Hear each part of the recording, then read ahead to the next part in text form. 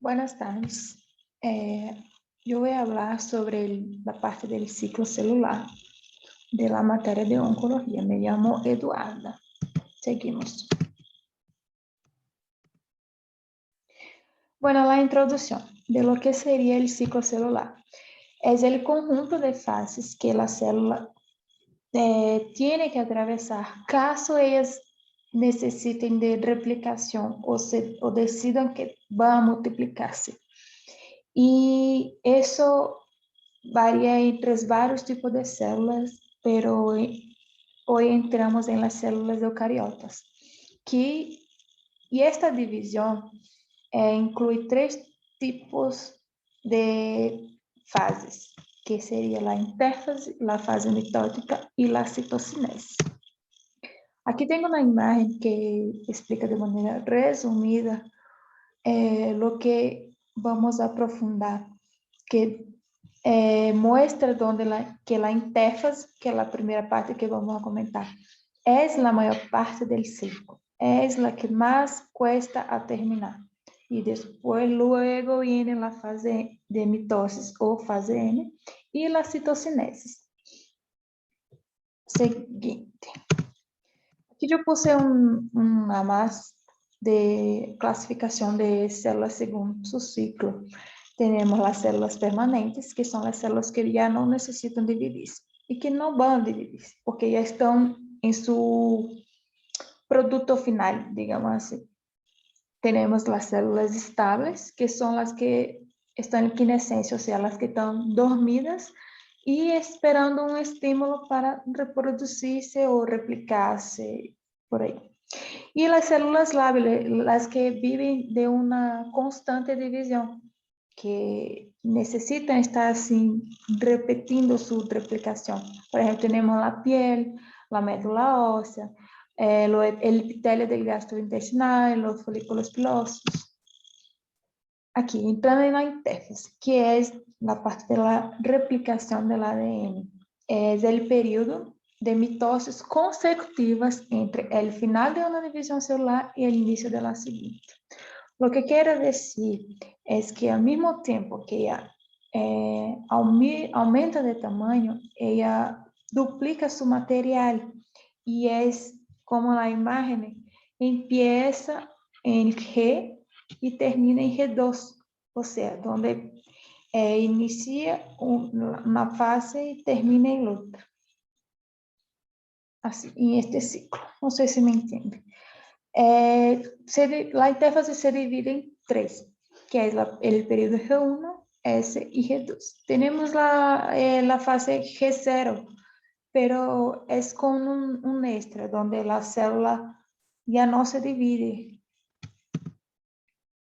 El periodo G1 de la interfaz, las proteínas necesarias para que las células ya están sintetizadas. Y empieza una vez finalizada la fase M, o sea, la mitosis, y dura hasta que todo el ciclo de replicación termine.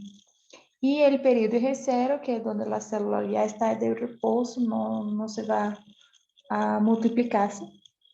O sí, o tal vez sí, porque ali es un punto de intervalo donde la célula va a decidir si tiene los medios suficientes o la materia prima suficiente, el pH, los nutrientes para división o no. Y quiescencia quiere decir dormida, quieta, parada. Y también sufre una diferenciación, porque ahí tenemos células que cuando ya no se dividen más, entran en diferenciación o especialización, que serían las células del espermatozoides, de los óvulos, y aquí tenemos los órganos y las fibras musculares estriadas, que ya no se replican.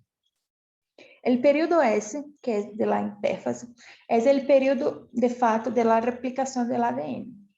Los cromosomas se replican en dos moléculas idénticas de ADN. Es la parte que la molécula de ADN o de DNA se divide en una Y para formar dos moléculas idénticas de ADN. o 2 hebras de su misma, ¿no? El nivel de organización de los cromosomas corresponde con el de la fibra de cromatina. Seguimos. La relación del ADN. Replicación del ADN. Cada cadena es un molde para la síntesis de otra cadena complementaria. Lo que quiero decir es, por ejemplo, tenemos 3 modelos de la imagen. El modelo conservativo, el semiconservativo y el modelo dispersivo.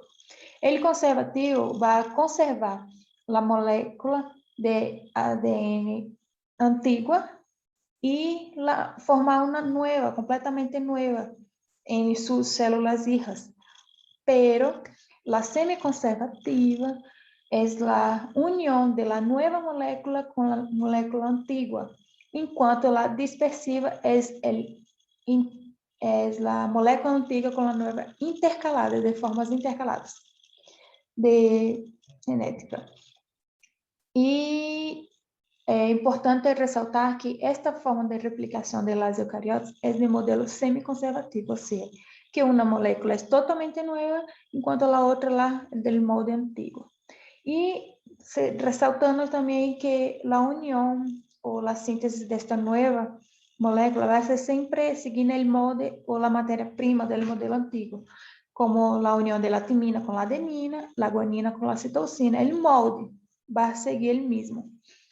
Ocurre solo una vez en cada generación celular y comienza una secuencia de especificación de nucleótidos llamada origen de replicación. Es cuando empieza toda la división de la Y hacia una Y de la molécula. Aquí tenemos la replicación del ADN en imágenes. Aquí tengo un importante actuante, es el cebador. El cebador viene por la enzima de ARN primasa, que van a formar nucleótidos de ARN para ponerle cebador. La ADN polimerasa, que viene en el subsiguiente aquí, al lado del cebador, es una proteína totalmente dependiente del cebador, porque el cebador es como si fuera el start, el inicio de la replicación de la nueva hebra, porque es como un índice, es donde empieza toda la división o la unión de la nueva hebra. El cebador viene luego la ADN polimerasa para formar nueva cadena de ADN. Y sigue una secuencia de 5' a 3' cuando es de forma continua y de 3 a 5' cuando es de forma descontinua. La cadena anterior, aquí está, como vemos. Ya, entrando en la burbuja de replicación en las eucariotas, aquí de forma muy ampliada, la burbuja no es nada más que un ojo, una imagen en forma de ojo que muestra cómo va actuando la replicación. La replicación de cada hebra, después de separada, va hasta el momento que dos ojos se chocan, se unen o se fusionan y ahí termina la replicación, o sea que la célula terminó de replicarse. Y esta es más amplio todavía del ojo, así en la punta que se forma la Y. Pero aquí yo entro explicando cuáles son las funciones de cada enzima que está por ahí. Por ejemplo, la topoimerasa es una parte de su acción, la acción de la topoimerasa es la de enroscar y también de desenroscar la hélice. En cuanto la helicasa tiene la función, luego de desenroscar, separar las puentes de hidrógeno, los enlaces de hidrógeno, va a romper estas puentes. Y para comenzar una nueva codificación, aquí la nueva hebra. Aquí empieza con el cebador, después del cebador viene ADN polimerasa, que necesita del cebador. Esa ADN polimerasa va poniendo uno a uno los nucleótidos, los ácidos nucleicos. Y aquí abajo una buena imagen de que muestra que tiene varios orígenes la replicación de los cromosomas eucariotas. O sea, en varias partes, como la imagen anterior de las burbujas, que empieza y hasta alcanzar la burbuja adyacente, como yo había dicho, es bidireccional de múltiples orígenes. O que quiere decir com la bidireccional? Es que la cadena prima, essa aqui, a cadena líder, viene del 5' a 3', quanto la de abajo va de 3' a 5'. O sea, las dos siguen direcciones opuestas. Por eso decimos que es bidireccional. Resaltando algunas cosas que yo dije, que es muy importante dentro de la replicación, es que es semiconservativa, que comienza en uno o varios sitios específicos y es bidireccional. Aquí muestra un poco más específico lo que sería la cadena líder y la cadena rezagada. La cadena líder se llama también continua. ¿Por qué continua? Porque ella necesita solamente de un único cebador para empezar su replicación hasta terminar, enquanto la cadena rezagada o descontínua necesita de varios cebadores para seguir la replicación. Y cada parte donde comienza el cebador hasta empezar otro se llama fragmentos de Okazaki. Estes fragmentos dependem de múltiples cebadores, ou seja, como deu para já pudo entender que cada cadena necessita de um cebador para iniciar sua replicação ou sua síntese, a partir do molde antigo. Não olvidar que sempre a nova hebra utiliza de matéria-prima do antigo molde de ADN. Al final, los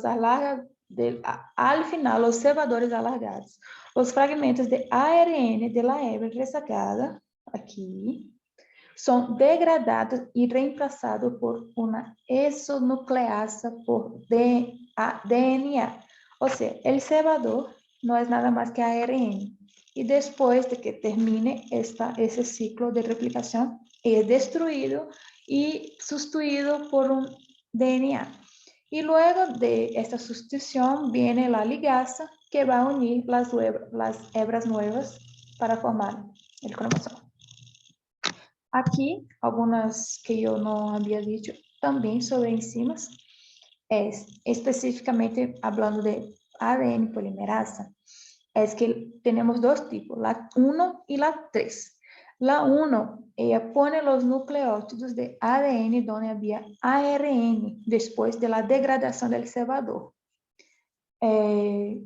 Esta sería su función del ADN 1, polimerasa.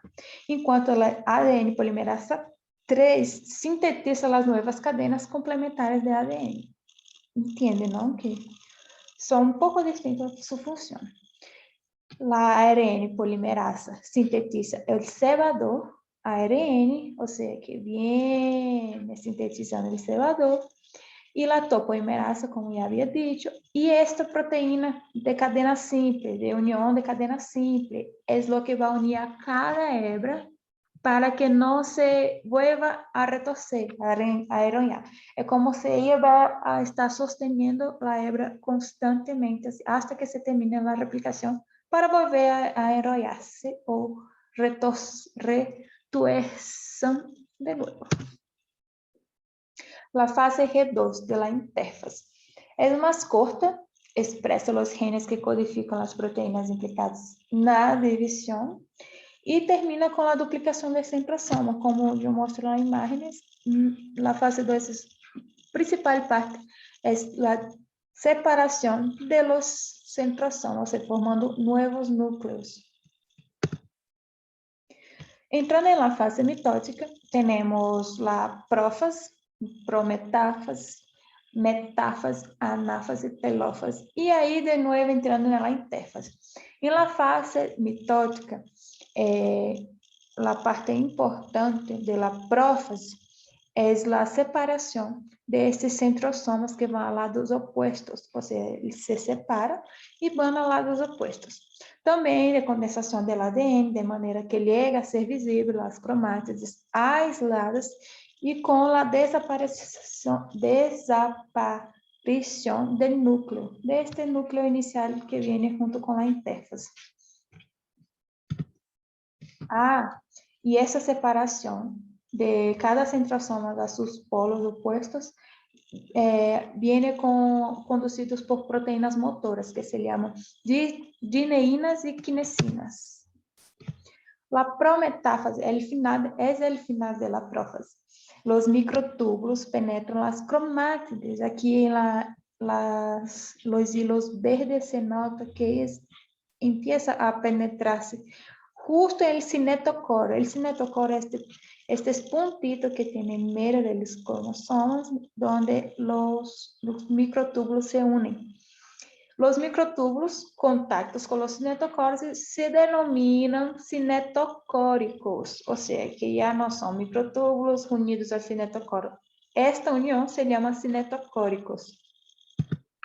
En la metáfase, caracterizada por los cromosomas estarem alineados en la placa equatorial, aquí es muy importante también esta placa equatorial y también sus nombres, el porqué de los nombres. Los microtúbulos que van a los polos de los cromosomas se llaman polares, los que van al centro con unidos a los cinetocoros se llaman cinetocóricos y los microtúbulos que van al lado opuesto de la placa equatorial se llaman astrales.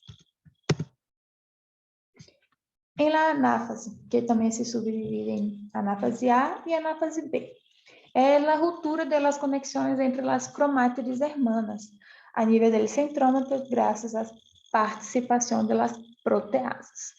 La anáfase A, los microtúbulos van se acortando, os cinetocóricos se vão acortando, separando,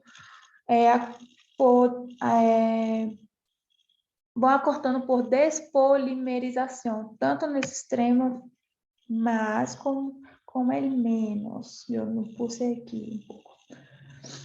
Então, se vão acortando aqui por essa despolimerização.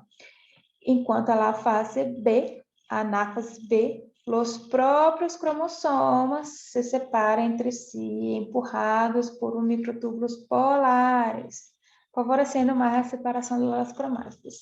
Então, a anáfase não é nada mais que a separação das cromátides, tanto em diminuir os cinetocóricos, quanto eles ligando aqui em los polares.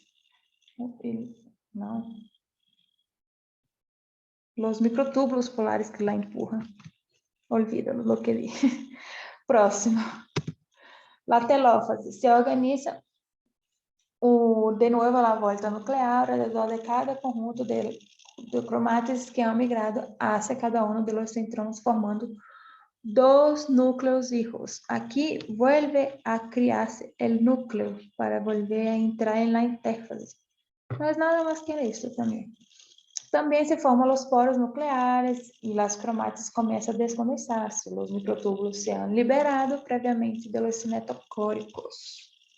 Se libera para empezar toda a fase de novo.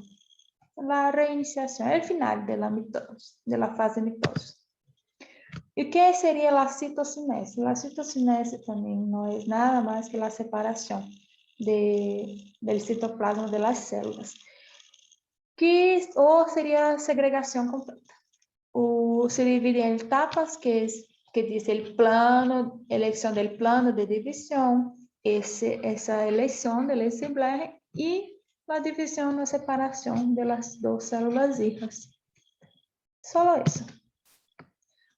Regulação da divisão. Temos dois tipos, extracelular e intracelular. A extracelular estimula o crescimento e também inibe o crescimento, enquanto a intracelular ativa e inibe. Relação extracelular. los que estimulan crecimiento se llaman también mitógenos. Son señales de crecimiento que estimulan el ciclo celular, simple. Su nombre mismo ya dice, que incluye los factores de crecimiento, hormonas esteroideas y nutrientes. Hablando de los inhibidores. Inhibidores inhiben el ciclo celular, por ejemplo, si no tiene un ambiente favorable, el pH o carencia de nutrientes. Y eso.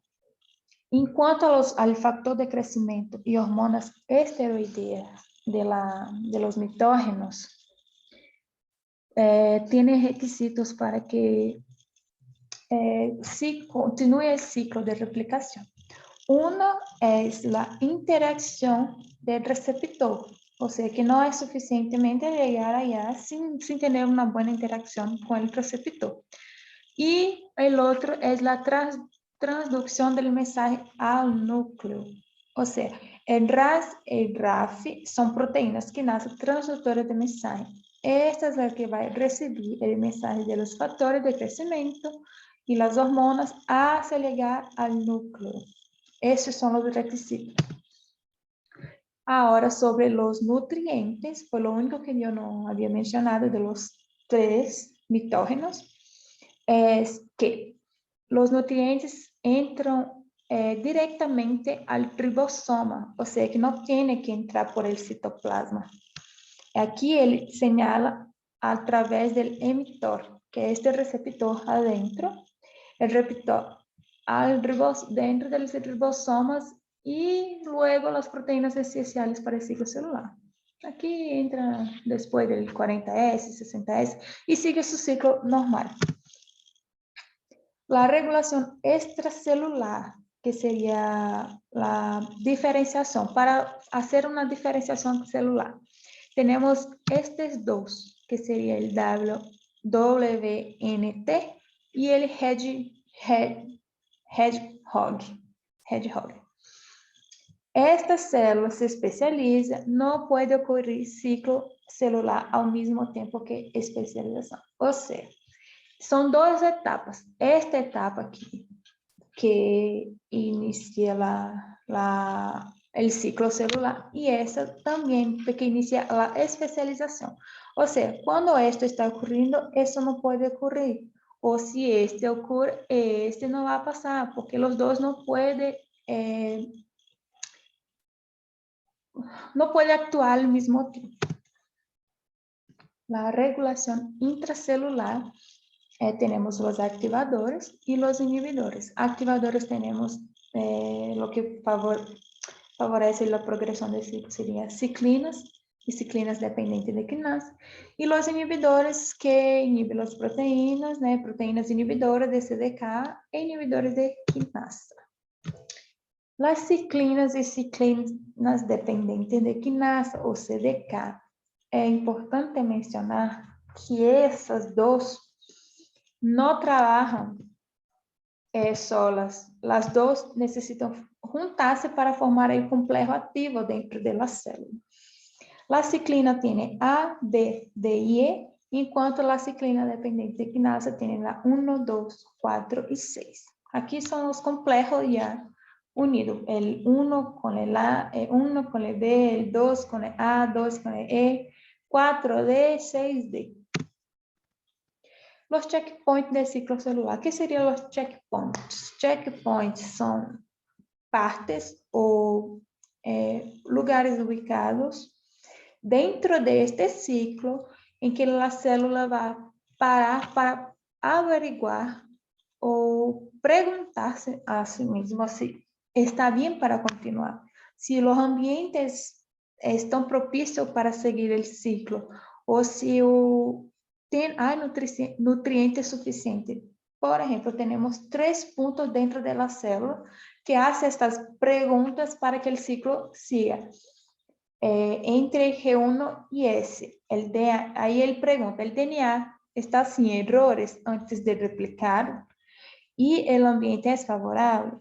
Y en G2, M, el DNA está completo y ya fue adecuadamente replicado y el ambiente es favorable. Y en la fase M, Él averigua si el uso mitótico es cinetocórico y elemento de los cromosomas.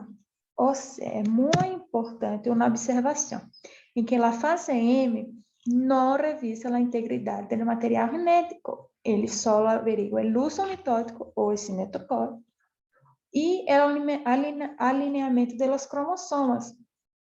El punto de restricción es la parte en que la célula se inicia todo el ciclo de replicación. O sea, que en este punto es donde la célula dice, vamos a empezar o nos quedaremos aquí donde estamos.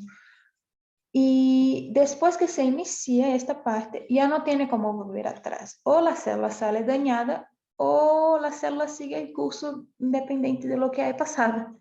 Pero el punto de restricción es el G1, que es capaz de decidir si tiene lo necesario para dividirse. O sea que no hay como retroceder. Inició ahí, hasta el final sigue.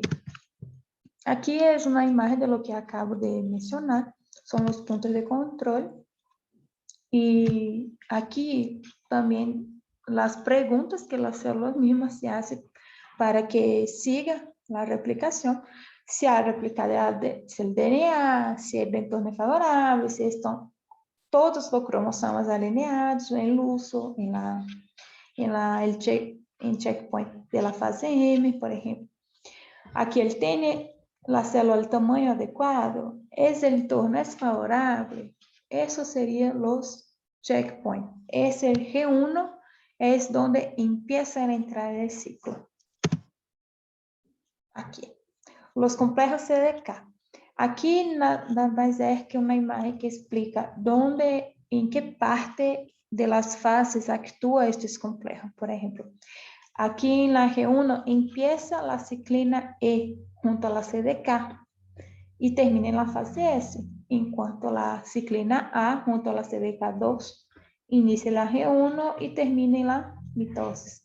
Y la ciclina B junto a la CDK1 inicia en la S y termina también en la mitosis. Aquí es solo para mostrar un poco que no actúan juntas al mismo tiempo. Tiene un intervalo, a veces se choca, pero el inicio al final de una del otro para seguir el ciclo. Y también tiene una acción directa porque las actúa sobre las proteínas del ciclo celular, no directamente dentro del ciclo. El checkpoint. ¿Qué necesita para que el checkpoint dice, voy a seguir con este ciclo? Se necesita que la proteína factor de elongación proteico 2, esta proteína, esté liberado del retinoblastoma. O sea, el retinoblastoma lo sostiene y cuando lo suelta, sigue el curso de transición de G1 a GS, o sea, para seguir el curso de replicación. ¿Y qué necesita para que sea fosforilado este retinoblastoma y esta fosforilación lo libere el factor de elongación proteico 2. Necesita del complejo de ciclina y ciclina dependiente quinasa. Si este complejo no está bien, no va a liberar, inactivar el retinoblastoma y ni va a seguir con la replicación. Aquí tenemos detección de los daños del ciclo celular. Tenemos dos, el ATM y el ATR. Son proteínas serina treonina quinase que inactiva el ciclo celular, ¿no? si es necesario. Pero específicamente hablando del ATM, ese junto al cheque 2, los dos tienen la capacidad directa de fosforilar el P53, aquí, que es una proteína supresora de tumores. O sea, aquí, los dos están fosforilando el P53 y el P53 al P21, y aquí dice si voy a continuar o no. Aquí dice, si estas proteínas no llegan a ciclina E o CDK2 a este complejo de ciclinas dependentes, no va a seguir el curso de toda la transición de G1 a GS. Entonces se cierra por ahí.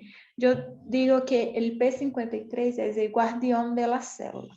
Es lo que va a decir, yo voy a inactivar o yo voy a activar todo el ciclo celular.